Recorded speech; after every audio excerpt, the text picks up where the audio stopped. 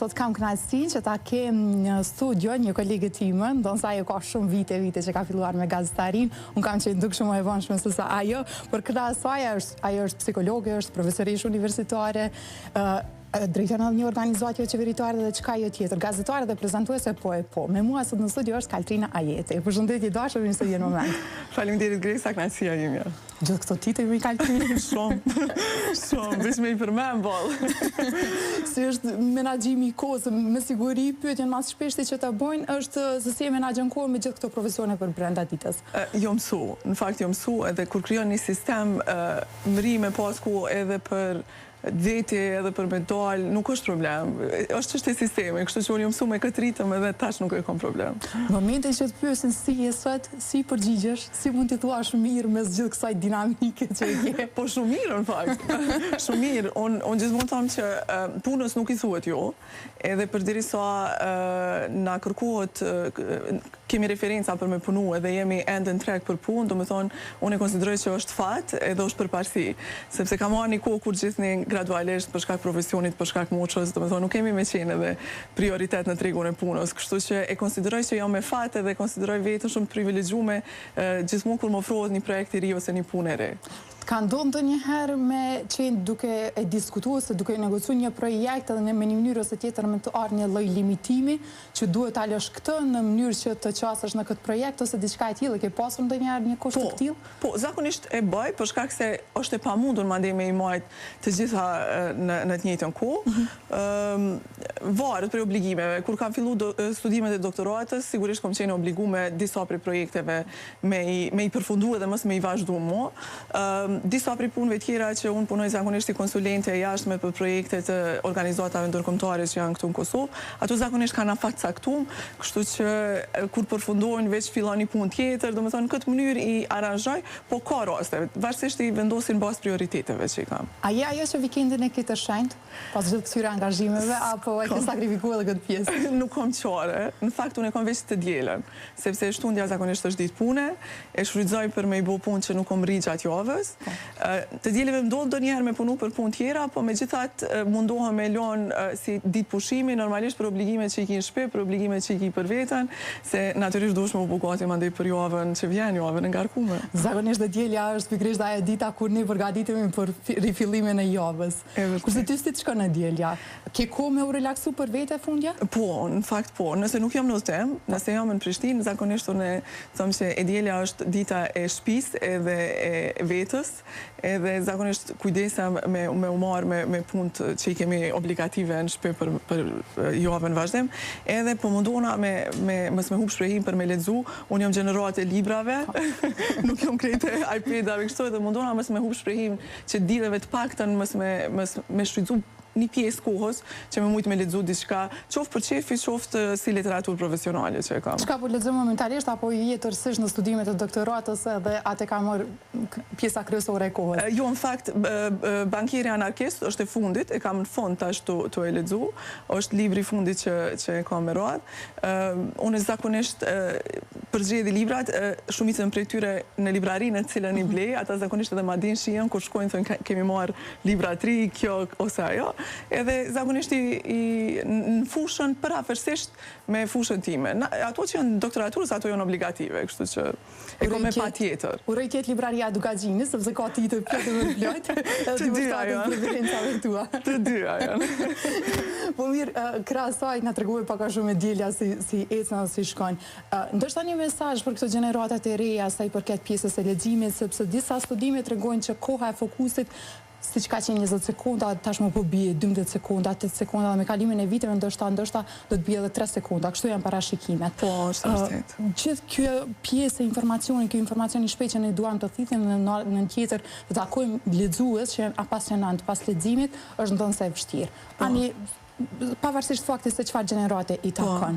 Andaj një mesazh për gjithë neve. Është shumë e vështirë. Unë e kuptoj sepse edhe vetë na jemi bë pjesë e këtij trendit. Edhe unë vetë në platforma online kam shumë pak durim me shiku videot ose me shiku intervista sepse jemi mësuar tash me i pa pjesë.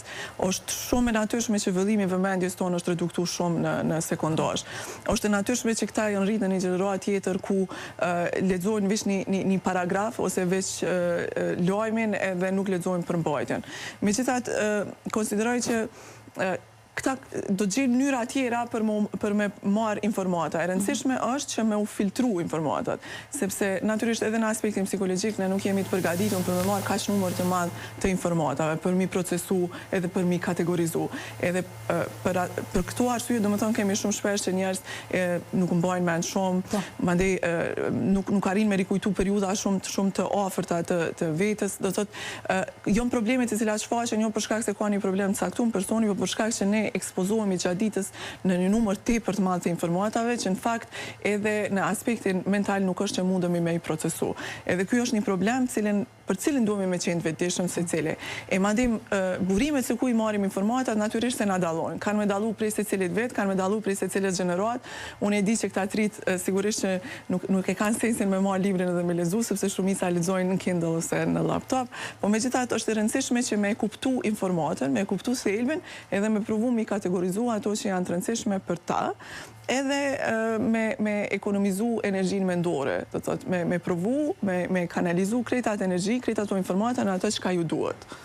I marrin këto mesazhe po ashtu edhe ata studentë të cilët janë në ligjërimin tënd? Po, shumica prej tyre po mendoj që po, përderisa janë në studime, zakonisht janë më studios, po megjithatë edhe jeta ka më mësu, sepse është me patjetër me kriju shprehi të cilat si thash në fillim të krijojnë sisteme. Unë nuk isha mujt me pas krejt këtë angazhim nëse nuk isha kriju një sistem të marrjes informatave për dhe të prodhimit tëre. Edhe këto i kisha inkuraju krejtëri që sa më pak informata të cilat nuk ju shërbejnë atyre as personalisht, as profesionalisht, sa më pak showbiz, tash e theme, sa më pak informata që nuk janë të vërtetume, sepse si të tilla nuk ju shërbejnë, sa më shumë me u profilizu në çështje të caktuara që ju shërbejnë. Qofshin si me thjeshta tjetës ose çka do, po është një informat që shërben. Sepse informata si sa kushton fustani dikujt, ose sa i ka kushtu dikujt dasma, ose ku i ka kalu dikush pushimet, sinqerisht nuk është me vlerë ose me rezultat për asnjërin prej tyre. Kështu që përderisa kanë këto kanale të informimit, atëherë të shfrytëzojnë në mënyrë të drejtë në ato që kanë mi shërby në fundit për vete.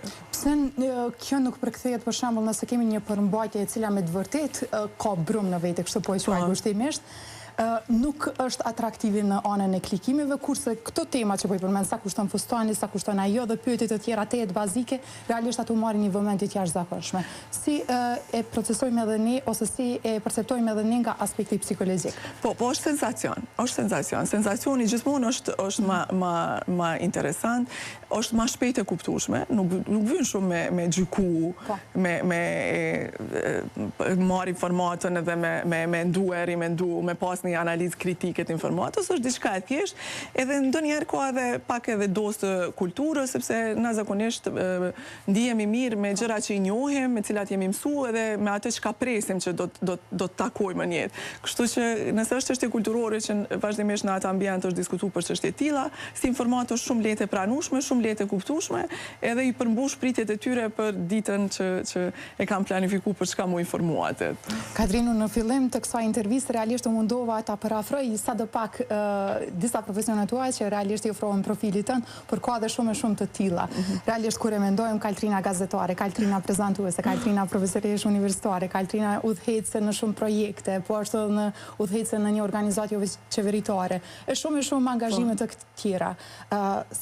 Cilat mund të kenë qenë sfidat e Kaltrinës dhe cila mund të kenë qenë këmbgulja e saj për të arritur deri këtu ku është sot? Unë jam shumë insistuse, po provoj me mësu shumë prej secilit, përvojë secilit, edhe kur nuk di diçka, them që nuk e di dhe kërkoj ndihmën prej më të mirëve. Konsideroj që në jetë është shumë e rëndësishme me ata me cilët krijon rjetizim. Kjo nuk kupton edhe ata me cilët krijon shoqëri, me ata cilët e kalon përditshmërinë, sepse edhe aty do të thotë gjithmonë merr informata përvojë, edhe është shumë e rëndësishme për me ecë tutje kur ki rrethin i cili pashtu ka objektivat e njëjta, edhe janë ambiciozë edhe praktikisht kanë të njëjtin diskurs të diskutimit. Unë gjithmonë kam qenë insistuese këto sepse interesimi jam ka qenë për me mësu gjithmonë shumë e më shumë. natyrisht që ka sfida, janë të panumërta, po megjithatë nuk mundesh me arrit një sukses nëse rruga është krejt e shkurt, ajo është e njore. Dhe kjo varet mandej shumë prej pritjeve. Unë nëse cilën punë që kom fillu, do thot e kam ditë që rruga kam e qenë shumë e gjatë, edhe kur kom has në vështërsi, nuk është që jom dorëzu, përkundrazi ka qenë e pritshme ajo, edhe kam vazhdu me insistim me i kry këto punë. A jom zhgënjën do njëherë, ose ako mendu në herë me lonë? Jo, dorën zemër, jo. Unë jom prej personave që edhe momentet jo të mira edhe problematikat i kthejnë në favor tëmin, edhe kështu që zakonisht mundona me gjetë diçka tjetër, do të thotë nëse nuk muj me investu në këtë profesion, investoj ma shumë këtë profesion, sepse koha e përkra ma shumë, do të thotë njoni profesion, kështu që mundona në këtë mënyrë me i peshu, diritash kanë qenë kështu sukses shumë të shohim. A t'ja mbyllë shumë dyrë për gjatë rrugtimit tënd? Po, vazhdimisht. A e mbon mend një derë që të është mbyllë dhe sot e kësaj dite ndoshta ka shërby si lloj mësimi jetësor? Në fakt mbaj mend një fenomen, në fakt që nuk është i kënaqshëm, po megjithatë mu nuk ka bërë me ndryshu qëndrim. Vështirësitë më të mëdha e kom pas prej grave ose prej femrave. Do thotë sfidat më të mëdha ose bllokadat më të mëdha në jetë, në profesion, i kam pas prej gjinisë teme, prej llojit tonë. Edhe ka qenë e dhimbshme për shkak se rrugën kur e trason për veti ti mundohesh gjithmonë me marrë edhe me qenë edhe shembull, po edhe me pas sa më shumë vajza tjera me cilat mundesh me ndërtu diçka edhe me ndryshu diçka natyrisht edhe në konceptin social. Edhe kur sheh që ka të tilla gra të cilat vazhdimisht luftojnë që vajzat e reja me pas sukses, për mua ka qenë e dhimbshme, jo për mua personalisht, sepse nuk ka qenë që ka qenë suksesshëm me të blloku, po ka qenë e dhimbshme si mendsi, sepse si shoqëri mandej gjitha penalizohemi. Kështu që unë zakonisht këto nuk e kam projektu, po thjesht e kam shfrytzu që unë me qenë shumë ma përkrose për krejt me cilët zakonisht punoj, kështu që edhe në ekipet ku unë e kam qikat reja, po edhe studentet, gjithmonë ka qenë një doze përkrojes pak ma e madhe, ka qenë një diskriminim pozitiv ndaj tyre, sepse e kam ditë sa të vështirë e kanë rrugën. Madje njerë në universitet, djemët e grupit thanë që profesorisht i përkra ma shumë vajzat kështu dukshëm.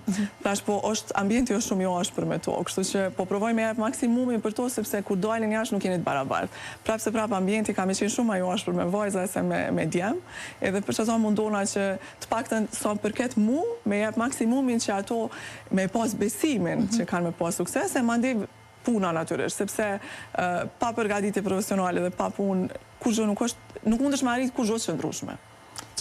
Të thrasin ty shumë me fat? Të quajnë kështu si të tillë? Po.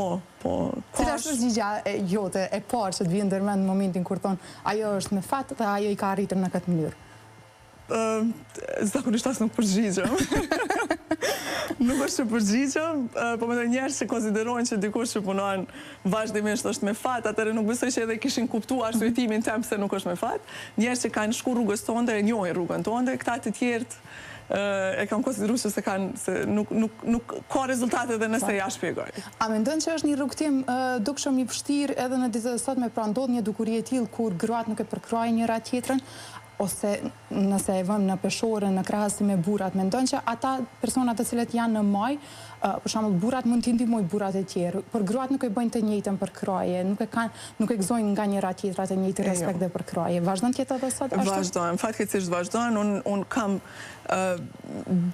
mbaj mend disa gra, kisha dash me përmend profesoreshën Sala Qitaku, që ka qenë profesoresh nuk e dim duke tash është pension, një profesoresh e respektume, një veprimtare shqume çështjes kombëtare, edhe ajo ka qenë në fakultetin filologjik ku unë kam qenë asistente, edhe nuk kemi pas direkt, do të thotë sepse ka qenë në katedrën e gjuhës shqipe, unë kam qenë në gazetari, po nuk kemi pas direkt, por megjithatë ajo ka qenë prej atyre grave që i ka përkro shumë vajzat, edhe ka qenë e dukshme entuziazmi i saj sa herë na ka pa që vajzat reja po vim si asistente, si ligjëruese në universitet.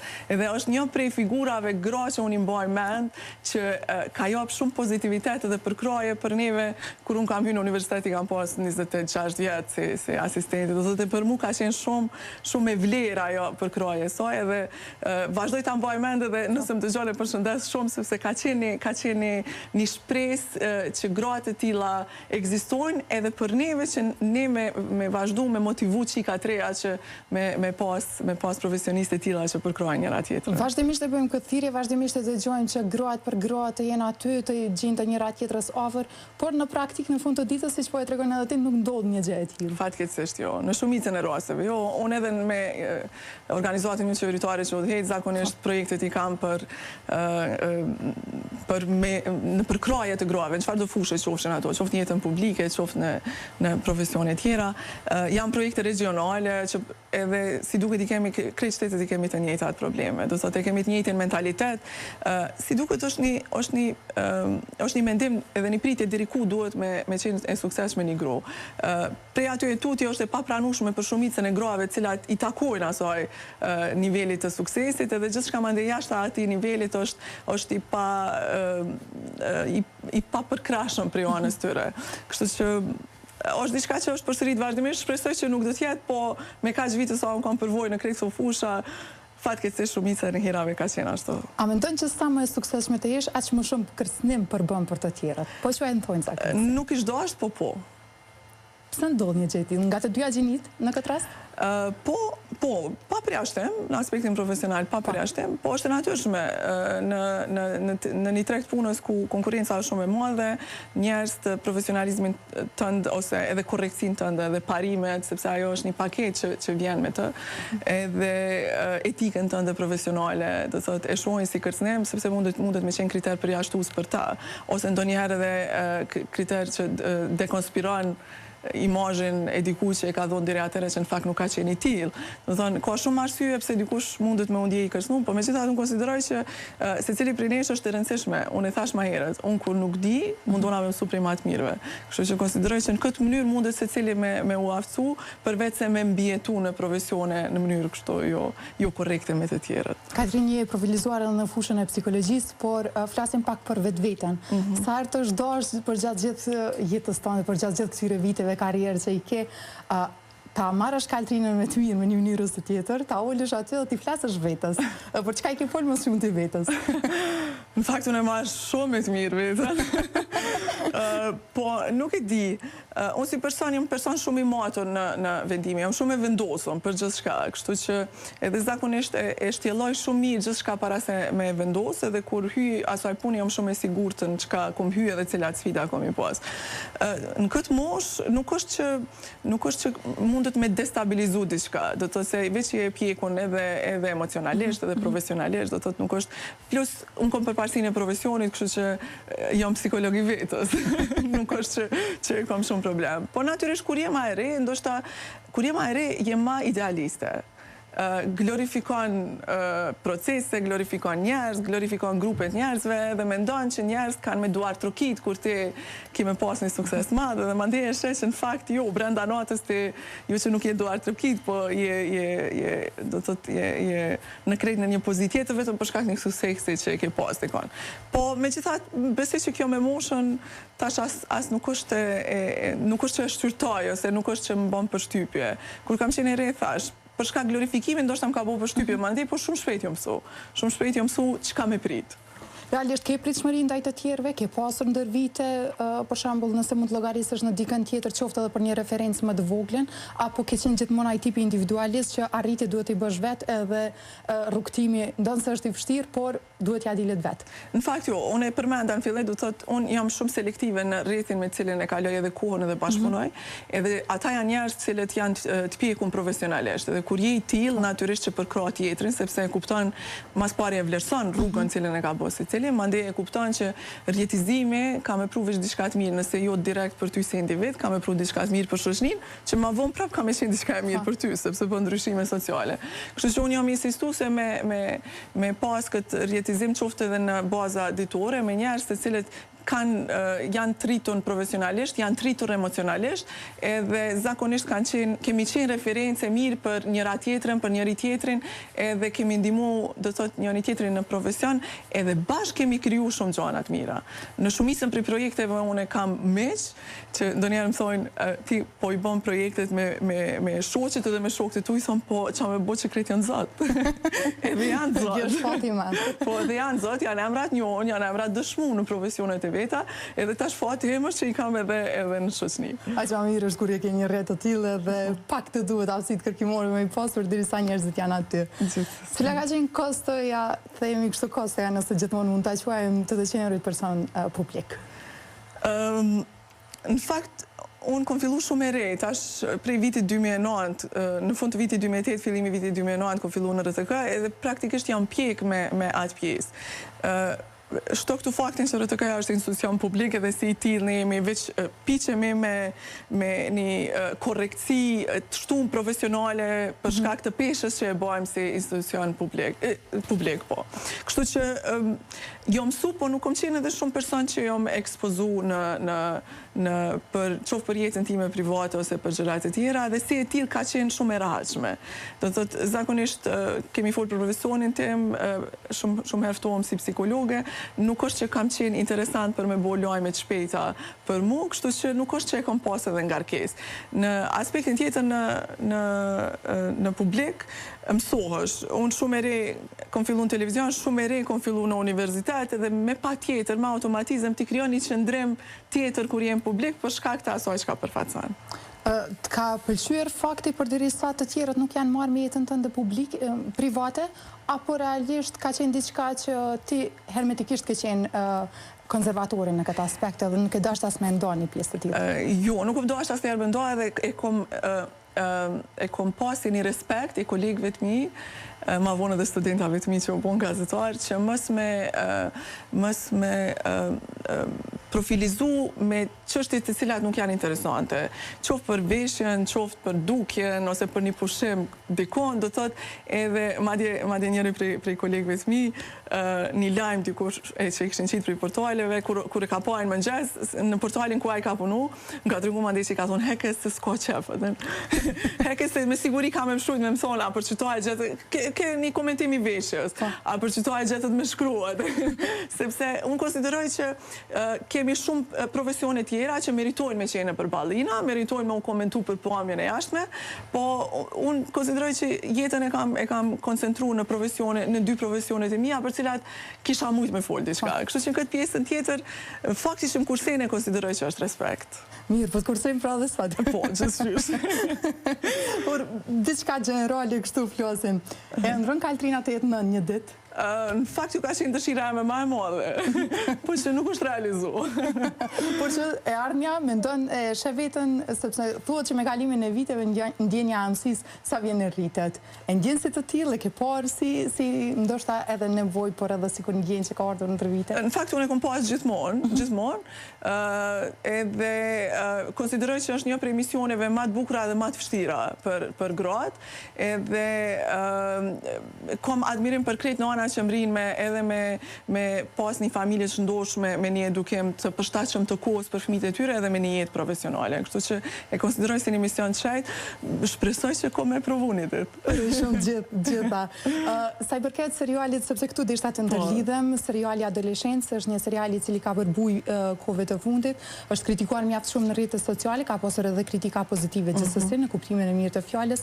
Ju e pas këtë parë një serial, pra këtë serial me që po flasim, si është perspektiva edhe nga ana juaj profesionale, por edhe nga ana një shikuese të thjeshtë? Unë e konsideroj që është një shok që i është dashur shoqërisë për me kuptu çështjet të cilat i ka trajtuar ai serial. Unë krejtësisht e kam temë të doktoratës, do të ndikimi i platforma online trajtohet e personalitetit në këtë grup moshë të adoleshentëve, edhe pak a shumë për shkak të studimeve jo me vedishme për krejt rreziqet që mundur me ndodh prej në moshën cilën gjindëm, por konsideroj që për prind është shumë e rëndësishme me pas, sado që për dikon ka qenë jo e këndshme, e frikshme besa, po është shumë e rëndësishme një që mos me i po them edhe njerë, mos mi glorifiku rolet, as të prindërve, as të fëmijëve, e as të rrethit social. Kështu që duhemi me kuptu sakt, unë s'po du me diskutu se gara njerëz dojnë me po, por është shumë me vlerë me po, është shumë normale me ndje frikë, por unë konsideroj që se cili prind është mirë me po edhe me shqyrtu me një kritik të lartë edhe me marë shumë sem prej ati seriali, sepse besoj që ka qenë kohën e duhur. Cili është një mesazh i fuqishëm që përqohet përmes atij seriali, pa dashur të zbulojmë diçka, sepse besoj që ka shumë shikues të cilët duan ta shohin në fund të ditës sa ta gjykojnë vetveti. Por të paktën vetëm një mesazh. Kjo që tash është çështja e glorifikimit, kur ne konsiderojmë që diçka e tillë nuk mund të më ndodhë, sepse kemi krejt premisat, i kemi bërë krejt premisat e cilat ne konsiderojmë që janë të drejta, edhe nuk mundesh me dalë në konkluzion që diçka e tillë mund të më ndodhë. Për shkak duhemi me qenë shumë të vetëdijshëm, unë e thash në fillim që secila gjeneratë ndryshon, faktorët e jashtëm janë shumë të rëndësishëm, edhe jo gjithmonë roli jonë është i duhuni për gjeneratat e duhuna. Kështu që duhemi me qenë shumë vigilant, edhe natyrisht secili lloj i prindërimit, edhe secila sjellje duhet me qenë konform karakterit edhe personalitetit fëmijës. Edhe këtu vjen pjesa më e rëndësishme për prindërit që fëmijët duhet me u njoftë. Do të sa ma shumë me kalu kohë me ta që me njoft personalitetin e tyre. Nuk mjafton veç me i siguru ushqim edhe veshje, fëmijët ma shumë t'i kanë nevojë me u njoft emocionalisht. Ky serial është një aktualitet i viteve të fundit, apo realisht të kthen edhe ty brapa në kohën në një mënyrë ose tjetër dhe ta kujton ndonjë copës prej familjes tënde? Shumë pak, në fakt. Shumë pak, po natyrisht këto vitet të fundit janë me dinamikën cilën e kanë pas edhe me ndryshimet cilat kanë qenë, me mënyrën që janë zhvillu, do të thotë është ma shumë i përket kësaj periudhës. Ndoshta na kemi pas edhe natyrisht për shkak të shumë ndryshimeve tjera që na kemi pas politike, ekonomike, sociale në atë ku, ka qenë situatë krejt tjetër, por tash konsideroj që është mëse e nevojshme për me u trajtu. Katrin, të ndalemi vetëm për pak minuta marketing dhe të rikthehemi sërish në pjesën e dytë të momentit. Shikues të dashur, qëndroni me ne edhe në pjesën e dytë të momentit. Kthehemi pas pak.